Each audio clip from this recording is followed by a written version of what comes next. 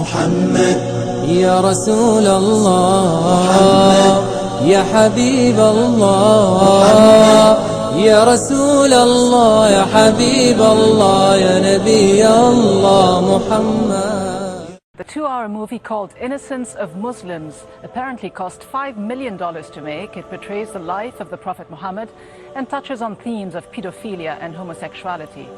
The writer and director of the film is a man named Sam Basil from California. He's now reportedly in hiding.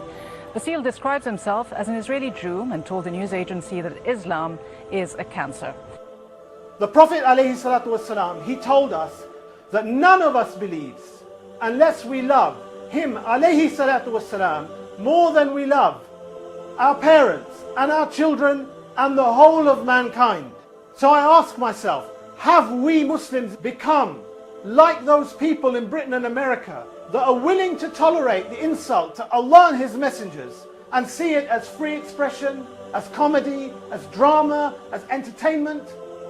Obviously, the Obama administration wants to distance itself from this film because if you look at it, if they spent $5 million, you're going to have to wonder where the $5 million actually went. This person behind this film said that he did it because he wanted, in many ways, to incite this kind of violence. He's standing firm in what he did, putting it on YouTube. YouTube has not pulled it yet. In this society in the West, they lost their respect for Allah and His Messenger.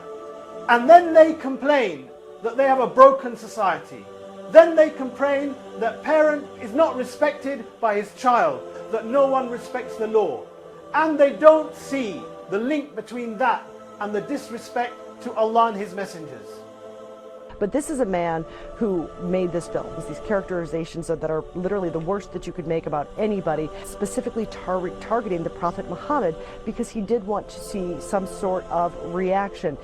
Brothers and sisters, in the Muslim world, not one Muslim ruler, not Morsi in Egypt, not the government in Libya or Tunisia or Saudi Arabia or Pakistan has said what needs to be said on this issue.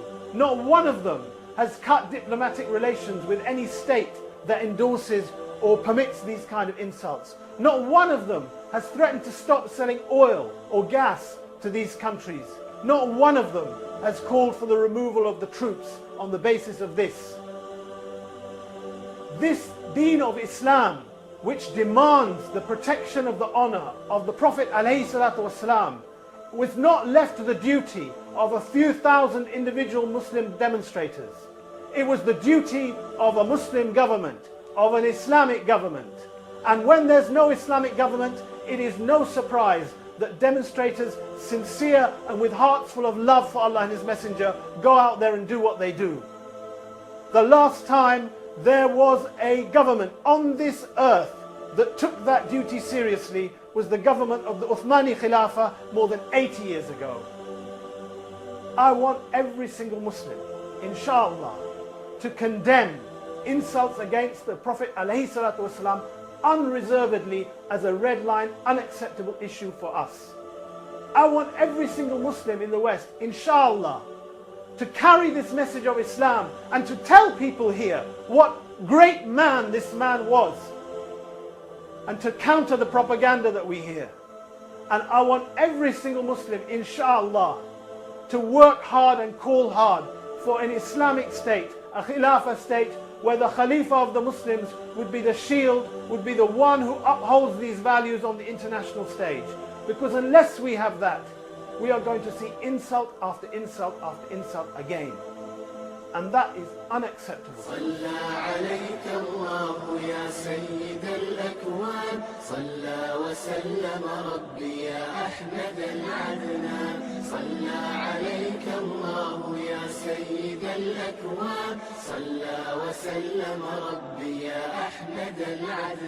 الحمد لله منن باعث الرسل هدى بأحمد منا أحمد السبل.